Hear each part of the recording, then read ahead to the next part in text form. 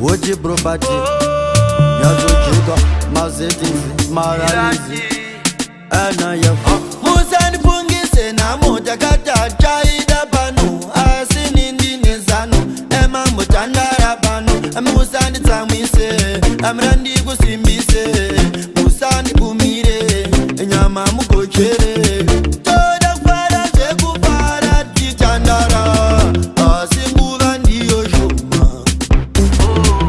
Toda fara nemishona iti Azikuteni chaiti Gonjizi malaiti Toda tamba nabo puresha Tamba nabo Toda utamba nabo aye Tamba nabo Toda tamba nabo puresha Tamba nabo Toda fara nabo aye Tamba nabo Nizaruri devo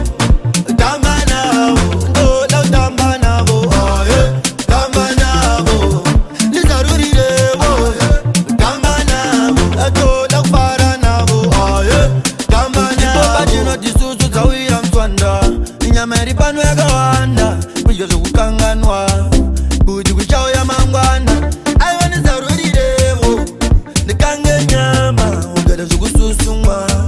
Ijiromo pama Ajina jokumirira chamuka Kanwesa kamuka Ketora kamuka Munwesa kamuka Kocha nyama mafemu Muzazu wanza mamero Toda kubara madeku Penga kurizirwe peru